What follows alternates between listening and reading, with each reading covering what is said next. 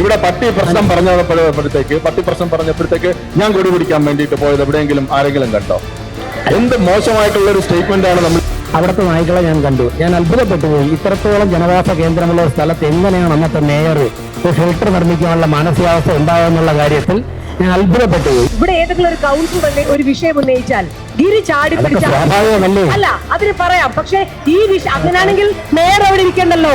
എന്ത് ഇതൊക്കെ ഞാനൊന്ന് പറഞ്ഞോട്ടെ വിഷയം എന്താണെന്നറിയോ? നമ്മൾ എന്തെങ്കിലും പറയുമ്പം അത് പഴയതാണ്. ചോദിക്കട്ടെ, ഞാനൊന്ന് പറയുന്നതല്ല. അത്യാവശ്യം പഴയത് കണക്ക് തന്നെ ബ്രാക്കറ്റിൽ ലൈഫും കൊടുത്തിട്ടുണ്ട്. എന്തിനു മേലെ ഈ ലൈഫ് എന്ന് പറഞ്ഞിട്ട് ഒരു ഹെഡിങ് കൊടുത്തു. ഞങ്ങളെല്ലാം ഇതുപോലെ നന്നായിട്ട് മറുപടി പറഞ്ഞ് വളർന്നു വന്നിട്ടുള്ളവർ തന്നെയാണ് ഞങ്ങളെന്ന് പറഞ്ഞു. ഞങ്ങൾ ഇവിടെ പറഞ്ഞാൽ നടന്നില്ല എന്നുണ്ടെങ്കിൽ ആ വാക്ക് മാറ്റി എ ബി സെന്റർ കാര്യങ്ങളിൽ നിന്നും ഇങ്ങനെ അത് മാറി എ ബി സി സെന്റർ ആക്കുന്നു. ഒരു കൗൺസിലർ തന്നെ ഇതിനകത്ത് മറുപടി പറയുന്നത് ശരിയായ കാര്യമാണ്. ഞാൻ പറഞ്ഞു തന്നോട്ടെ, ഞാനത് പറഞ്ഞു തന്നോട്ടെ. എന്ത് ഇതൊക്കെ ഞാനൊന്ന് പറഞ്ഞോട്ടെ.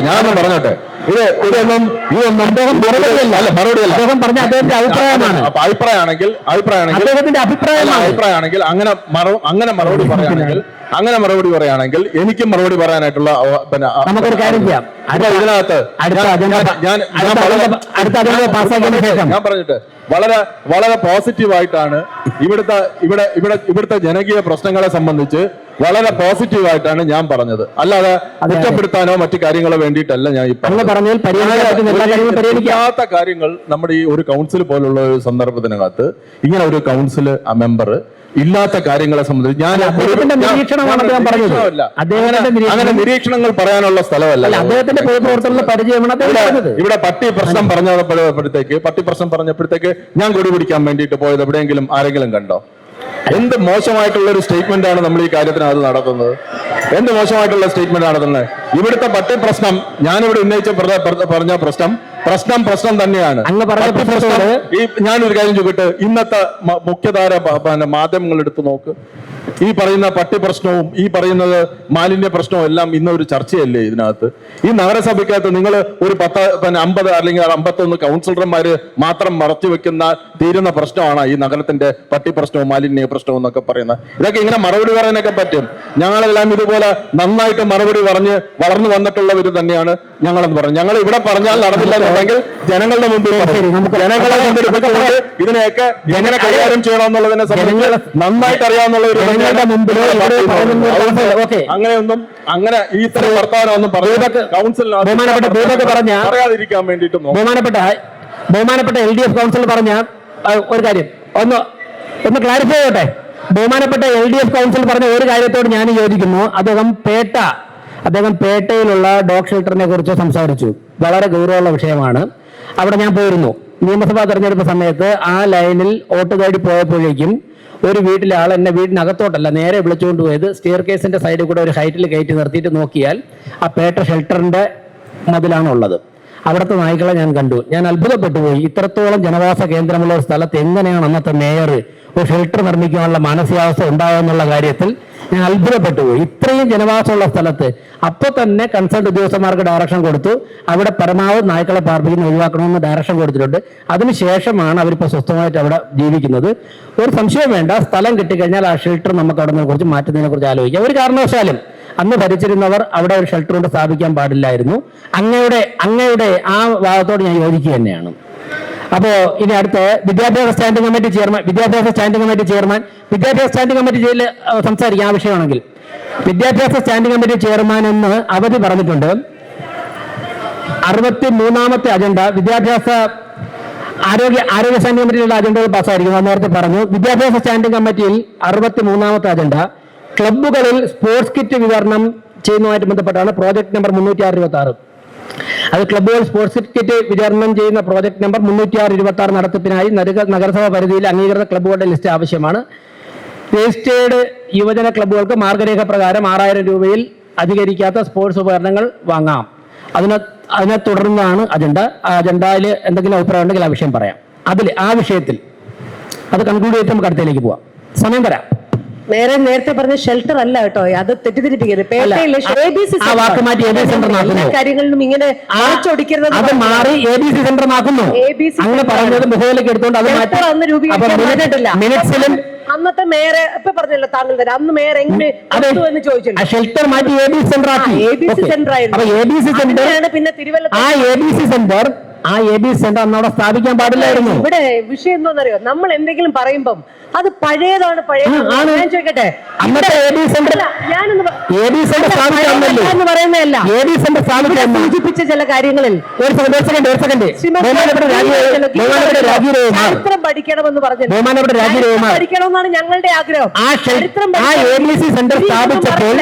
ചരിത്രം പഠിക്കണം, ഗിരിയും ചരിത്രം പഠിക്കണം. ചരിത്രം പഠിച്ചാൽ ഗിരിയും ഇതൊന്നും പറയില്ല. ഇവിടെ ഫണ്ട് വിഹിതത്തെ കുറിച്ച് സൂചിപ്പിച്ചല്ലോ, വേറൊരു വിഷയവും താങ്കൾ പറയുമ്പോൾ അതൊരു വേറൊരു വിഷയം മാറുന്നത് എങ്ങനെയാണ്? ഞാൻ ജനറൽ ആയിട്ടുള്ള മറുപടിയുള്ള പറയുന്നത്.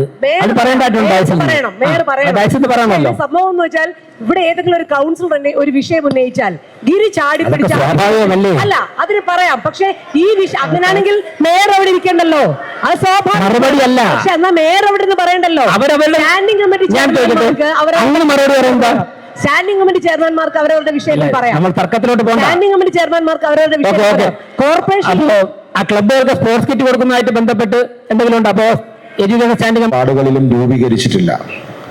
ഈ ഒരാഴ്ചക്കകത്ത് തന്നെ വാർഡ് കമ്മിറ്റി രൂപീകരിച്ച് അത് മേയറിന്റെ ചേംബറിലെത്തി അത് അംഗീകാരം വാങ്ങിക്കേണ്ടതാണ്. മറ്റൊന്ന്, ഈ ഫോമുകൾ മാസങ്ങളോളം കയ്യിൽ വച്ചിരിക്കാതെ ജൂൺ മാസം 15-ാം തീയതി തന്നെ വാർഡ് കമ്മിറ്റി കൂടി ആ മിനിറ്റ്സിൽ രേഖപ്പെടുത്തി ഈ പറയുന്ന വ്യക്തിഗത ആനുകൂല്യങ്ങളെല്ലാം, ഈ ജനകീയാസൂത്രണത്തിന്റെ ഫോമുകളെല്ലാം ഉൾപ്പെടുത്തി ജൂൺ മാസം 15-ാം തീയതിക്കകത്ത് എത്തിക്കുവാൻ താല്പര്യപ്പെടുന്നു. തീർച്ചയായിട്ടും കഴിഞ്ഞ കാലാംശങ്ങളൊക്കെ നമുക്ക് എല്ലാവർക്കും അറിയാവുന്നതാണ്. 2-3 മാസം കഴിഞ്ഞതിന് ശേഷമാണ് നമുക്ക് ഫോമുകളൊക്കെ തിരിച്ചു കിട്ടുന്നത്. പക്ഷെ അത് കാരണം നമുക്ക് ഉണ്ടാകുന്ന ബുദ്ധിമുട്ടുകൾ നമുക്കെല്ലാവർക്കും, പഴയ കൗൺസിലർമാർക്കെല്ലാം അറിയാം അതിന്റെ ബുദ്ധിമുട്ടുകളൊക്കെ. തീർച്ചയായിട്ടും പുതിയ കൗൺസിലർമാരും ഇതോടൊപ്പം സഹകരിക്കണം. ജൂൺ മാസം 15-ാം തീയതി തന്നെ ഈ ഫോമുകളൊക്കെ വാർഡ് കമ്മിറ്റിയിൽ ഉൾപ്പെടുത്തി എത്തിക്കേണ്ടതാണ്. നമ്മുടെ പുതിയ അധ്യയന വർഷം ആരംഭിക്കുന്ന സാഹചര്യത്തിൽ ഉണ്ടാവാത്ത സാഹചര്യം ഉണ്ടാക്കണം എന്ന് ഒരു നിർദ്ദേശമുണ്ട്. അതോടൊപ്പം മറ്റൊരു നോട്ടീസ് നമ്മുടെ സർക്കുലേറ്റ് ചെയ്തിട്ടുണ്ട്. നമുക്കറിയാം, ഇപ്പോൾ ഈ ഭരണസമിതി ചുമതലയിൽ വന്നതിന് ശേഷം നമ്മൾ എല്ലാ വാർഡുകളിൽ നിന്നും സാധാരണക്കാരായ ജനങ്ങളുടെ നമ്മളുടെ കൗൺസിലർമാരുമായിട്ടും മേയർ ഉൾപ്പെടെയുള്ളവരുമായിട്ടും ഒന്ന് കണ്ട് അവരുടെ കാര്യങ്ങൾ നേരിട്ട് പറയാനുള്ള ഒരു സാഹചര്യം നമ്മൾ ഒരുക്കുന്നുണ്ട്. 101 കൗൺസിലർമാർ ചെയ്യുന്നുണ്ട്, കോർപ്പറേഷൻ മെയിൻ ഓഫീസിലും ചെയ്യുന്നുണ്ട്. അപ്പോൾ 100 കണക്കിന് പേരാണ് ദിവസവും നമ്മളെ കാണാനത്. അതിൽ ഒരുപാട് അപേക്ഷകൾ പരിശോധിക്കുമ്പോൾ വ്യത്യസ്തമായ കാര്യങ്ങൾ കൊണ്ട് നമ്മുടെ ഓരോ ഓഫീസുകളിലും, മെയിൻ ഓഫീസാവട്ടെ സോണൽ ഓഫീസാവട്ടെ ഏതെങ്കിലും ഉദ്യോഗസ്ഥരുടെ ലോഗിനിലാവട്ടെ കിടക്കുന്നതാണ്. നിയമ തടസ്സമൊന്നും ഇല്ലാത്ത അപേക്ഷകളും ഉണ്ട്. അപ്പോൾ അത് കൂടുതൽ ഇഫക്റ്റീവാക്കി ആ സിസ്റ്റം വർക്ക് ചെയ്യുന്നതിന്റെ ഭാഗമായിട്ട് നമ്മൾ ആവശ്യമാകുന്ന ഘട്ടങ്ങളിൽ വാർഡുകളിലേക്ക് ഏതെങ്കിലും ഒരു കേന്ദ്രങ്ങളിലേക്ക് ഒന്ന് പോകാനതിനെ കുറിച്ച് ആലോചിക്കുന്നുണ്ട്. പലപ്പോഴും വരുമ്പോൾ അവർക്ക് മേയറെ കാണാൻ പറ്റുള്ളൂ. മേയർ ഒരു പൊളിറ്റിക്കൽ ഡിസിഷൻ എടുത്താലും തൊട്ട് താഴെയുള്ള ഉദ്യോഗസ്ഥർ ആ സമയത്ത് കയ്യിലില്ലെങ്കിൽ പിന്നെ അതങ്ങ് മാറ്റിവെക്കും. അപ്പോൾ അതിനനുസരിച്ച് സ്കൂളുകൾ തുറക്കുന്നതിന് മുൻപ് തന്നെ മെയ് മാസം 22, 23 തീയതികളിലും 25, 26 തീയതികളിലുമായിട്ട് mayor, deputy mayor, standing committee ചെയർമാൻമാർ, സെക്രട്ടറി, സൂപ്രണ്ടിംഗ് എഞ്ചിനീയർ ഉൾപ്പെടുന്ന ഉദ്യോഗസ്ഥരും HSമാർ ഉൾപ്പെടെ ഉദ്യോഗസ്ഥരും അതാത് സ്ഥലത്തുള്ള എഞ്ചിനീയർമാരും അതുപോലെ തന്നെ HI ഉൾപ്പെടുന്നവരും കൂടി ഒരുമിച്ച് ഒരു യാത്ര നടത്താമെന്ന് ആലോചിക്കുന്നുണ്ട്. അതാത് വാർഡുകളിലുള്ള കൗൺസിലർമാർ പരമാവധി ഇപ്പോൾ അതാത് വാർഡുകളിലുള്ള ജനങ്ങൾക്ക് ആ ഘട്ടത്തിൽ നമുക്ക് പരിഹരിക്കാൻ പറ്റുന്ന സാധ്യമായ പരിഹാരങ്ങൾ കണ്ടെത്താം. പല അപേക്ഷയും തീരുമാനമെടുക്കേണ്ട ഉദ്യോഗസ്ഥർ കൂടി ഉള്ളതുകൊണ്ട് നമുക്ക് അപ്പം തന്നെ പരിഹരിക്കാൻ വേണ്ടി സാധിക്കുന്ന കാര്യങ്ങൾ. അപ്പോൾ ജനങ്ങൾക്കും സിസ്റ്റത്തോടൊരു കോൺഫിഡൻസ് ആകും.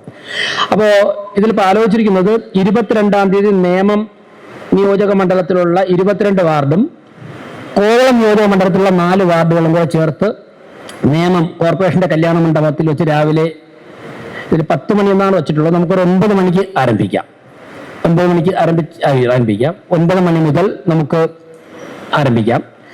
അതുപോലെ 23-ാം തീയതി വട്ടിയൂർക്കാവ് നിയോജക മണ്ഡലത്തിൽ 25 വാർഡുകൾ, അവിടുത്തെ ഹാള് ഫൈനലൈസ് ചെയ്തിട്ടില്ല. 24 അവധിയാണ്. 25-ാം തീയതി കഴക്കൂട്ടം നിയോജക മണ്ഡലത്തിൽ 28 വാർഡുകൾ, 26-ാം തീയതി തിരുവനന്തപുരം നിയോജകമണ്ഡലത്തിലെ 22 വാർഡുകൾ, ഈ 3 സ്ഥലത്ത് അവസാനം പറഞ്ഞ 3 ഹോൾ ആയിട്ടില്ല, ആവുന്ന മുറയ്ക്ക് അറിയിക്കാം. അപ്പൊ അവിടെയുള്ള കൗൺസിലർമാർ അവരവരുടെ വാർഡുകളിലുള്ള ഉദ്യോഗസ്ഥരുമാരും മേയർമാരുമായിട്ടും ഡെപ്യൂട്ടി മേയറുമായിട്ടൊക്കെ നേരിട്ട് സംസാരിച്ച് പരിഹരിക്കേണ്ട കാര്യങ്ങളുണ്ടെങ്കിൽ ആൾക്കാർ എത്തിക്കഴിഞ്ഞാൽ നമുക്ക് പരമാവധി വേഗം, അപ്പൊ നിങ്ങളുടെയും ഒക്കെ വർക്ക് ലോഡ് കുറയും. അപ്പൊ അതിന്റെ അടിസ്ഥാനത്തിൽ ക്രമീകരണങ്ങൾക്ക് വേണ്ടി നിയോജക മണ്ഡലം ശ്രീ M.R. ഗോവൻ, ആരോഗ്യ standing committee chairman M.R. Goan അവിടുത്തെ ക്രമീകരണങ്ങൾ ശ്രദ്ധിക്കും. തിരുവനന്തപുരം നിയോജക മണ്ഡലം വികസന standing committee chairman Shri Karaman Ajith ശ്രദ്ധിക്കണം. വട്ടിയൂർക്കാവ് നിയോജക മണ്ഡലം town planning committee chairman Shri K. രാധാകൃഷ്ണനും, കഴക്കൂട്ടം നിയോജക മണ്ഡലം ശ്രീ ചെമ്പഴന്തി ഉദയൻ, വിദ്യാഭ്യാസ സ്റ്റാൻഡിംഗ് കമ്മിറ്റി ചെമ്പഴന്തി ഉദയനും ഇക്കാര്യങ്ങളുടെ മേൽനോട്ടം ചെയ്യും. വ്യത്യാസം കാണുമെന്ന് വിചാരിച്ചു. പക്ഷെ ഇപ്രാവശ്യവും വളരെ പ്രഹസനം പോലെ ഭവന നിർമ്മാണത്തിന് വസ്തു വാങ്ങൽ ഇപ്രാവശ്യം പഴയത് കണക്ക് തന്നെ ബ്രാക്കറ്റിൽ ലൈഫും കൊടുത്തിട്ടുണ്ട്. എന്തിനു മേറെ ഈ ലൈഫ് എന്ന് പറഞ്ഞിട്ട് ഒരു ഹെഡിങ് കൊടുത്തിട്ട് സൈറ്റേ ഓപ്പൺ ചെയ്യുന്നില്ല. നാളിതുവരെ ഈ ലൈഫ് എന്നതിനെ കുറിച്ച് അറിഞ്ഞുകൂടാത്ത ആൾക്കാർ ഒരുപാട് പേരുണ്ട്. എൻ്റെ വാർഡിൽ തന്നെ ഈ ആപ്ലിക്കേഷൻ പോയി കഴിഞ്ഞാൽ ജനറൽ തന്നെ 200-ലധികം പേര് അപേക്ഷിക്കാറുണ്ട്. കഴിഞ്ഞ വർഷം വളരെ ഇതായിട്ട് പറഞ്ഞു അപേക്ഷിക്കുന്ന എല്ലാവർക്കും തരുമെന്ന്. കാരണം ഈ ലൈഫ് എന്ന് പറഞ്ഞിട്ട് ആരും അപേക്ഷിച്ചിട്ടില്ല എന്ന് എല്ലാവർക്കും അറിയാം. കിട്ടിയത് ഒരാൾക്ക് മാത്രം. ഒന്നുകിൽ ഈ ലൈഫ് എന്ന് പറയുന്നത് അത് പട്ടികജാതിക്കായാലും ജനറലിനായാലും ആദ്യം തുടക്കത്തിൽ പട്ടികജാതിക്കാർക്കില്ലായിരുന്നു. എല്ലാവർക്കും അപേക്ഷിക്കുന്ന എല്ലാവർക്കും കൃത്യമായിട്ട് കിട്ടുമായിരുന്നു. കഴിഞ്ഞ പ്രാവശ്യമായപ്പോൾ അതും കൂടെ കൊണ്ടുവന്ന് ലൈഫ് എന്ന് പറഞ്ഞു കൊടുത്തു. അവിടെ പോയപ്പോൾ ആർക്കും കൊടുത്തില്ല, ഒരാൾക്ക് പോലും കിട്ടുന്നില്ല. അപ്പൊ അതുകൊണ്ട് കൃത്യമായിട്ട് ഒന്നുകിൽ ലൈഫ് എന്നാണെങ്കിൽ ഒരു ഇൻഫർമേഷൻ കൂടെ പറഞ്ഞോട്ടെ. അതായത് നമ്മുടെ ഇലക്ട്രിക് ബസ് ഇടറോഡുകളിൽ ഓടുന്നതുമായിട്ട് ബന്ധപ്പെട്ട് കൗൺസിലർമാർ നിരവധി പേർ ആവശ്യങ്ങൾ പറഞ്ഞിരുന്നു. അതിന്റെ അടിസ്ഥാനത്തിൽ ബഹുമാനപ്പെട്ട മുൻ ഗതാഗത മന്ത്രിയുമായിട്ട് സംസാരിച്ച് 23 റോഡുകൾ നമുക്ക് കിട്ടി. ഇനിയും അത് ഓടിത്തുടങ്ങിയതിന് ശേഷമാണ് കൗൺസിലർമാർക്ക് കൂടുതൽ വിശ്വാസം വന്നത്, അങ്ങനെ ആവശ്യപ്പെട്ടാൽ കിട്ടുമെന്ന്. അപ്പൊ അതിനുശേഷം പല വാർഡുകളിൽ നിന്നും വീണ്ടും ആവശ്യം വന്നിട്ടുണ്ട്. അതിന്റെ ഇപ്പൊ തന്നെ കൈവർത്തുന്നുണ്ട്. അതിന്റെ അടിസ്ഥാനത്തിൽ കഴിഞ്ഞ ദിവസം KSRTC ഉദ്യോഗസ്ഥരുമായിട്ട് കോർപ്പറേഷൻ അധികൃതർ കോർപ്പറേഷൻ ഓഫീസിൽ വെച്ച് ചർച്ച നടത്തിയിരുന്നു. KSRTCയുടെ CMD ഉൾപ്പെടെ ഓഫീസിൽ വന്ന് ചർച്ച നടത്തിയിരുന്നു. സ്മാർട്ട് സിറ്റിയുമായിട്ട് ബന്ധപ്പെട്ട് KSRTCയുമായിട്ട് കണക്ട് ചെയ്തുള്ള എല്ലാ വിഷയങ്ങളും ഡീറ്റെയിൽ ചർച്ച ചെയ്തു. സെക്രട്ടറി, മേയർ ഉൾപ്പെടെയുള്ള മീറ്റിംഗിൽ പങ്കെടുത്തു. അതിന്റെ തുടർ ചർച്ച നടത്താൻ തീരുമാനിച്ചിട്ടുണ്ട്. അപ്പൊ തന്നെ ഒരു കാര്യം നമ്മൾ പറഞ്ഞിട്ടുള്ളത്, കൗൺസിലർമാരും KSRTCയുടെ ഉദ്യോഗസ്ഥരുമായിട്ട് ഒരു ഡീറ്റെയിൽ മീറ്റിംഗ് നേരത്തെ കോൺട്രാക്ടർമാരോട് പറഞ്ഞതുപോലെ അവരുൾപ്പെടെ നമ്മൾ നടത്താൻ ഉദ്ദേശിക്കുന്നുണ്ട്. അവിടെ കൗൺസിലർമാർ തന്നെ നിങ്ങളെ വാർഡിൽ ഏത് റൂട്ടിലാണ്, എന്താണ് ആവശ്യം, നേരത്തെ ബസ് ഉണ്ടായിരുന്നോ എന്ന് പറയുകയും അവരത് നോട്ട് ചെയ്ത് സ്റ്റഡി ചെയ്തതിനു ശേഷം KSRTCക്ക് ഫീസിബിൾ ആണെങ്കിൽ മാത്രമേ നമുക്ക് കമ്പൽ ചെയ്യാൻ പറ്റുള്ളൂ. അങ്ങനെയുള്ള സ്ഥലങ്ങളിൽ ചെയ്യാനുള്ള ഒരു സാഹചര്യം ഒരുക്കുന്നുണ്ട്. ഇപ്പൊ പറയുന്നത് അത് അറിയിക്കുന്ന ദിവസം എല്ലാ കൗൺസിലർ ബസ് റൂട്ട് ആവശ്യമുള്ള എല്ലാ കൗൺസിലർമാരും വന്ന് അവരെ അറിയിച്ചാൽ സാധ്യമായ കാര്യങ്ങൾ ചെയ്യാം. അന്ന് ആബ്സെന്റ് ആയതിനു ശേഷം പിന്നീട് കത്ത് കൊണ്ടുവന്നു കഴിഞ്ഞാൽ ഒരു പക്ഷേ വിചാരിച്ച വേഗതയിൽ നടക്കുമെന്ന് വരുന്നില്ല. അതൊരു ഇൻഫർമേഷൻ ആയിട്ട് പറയണം.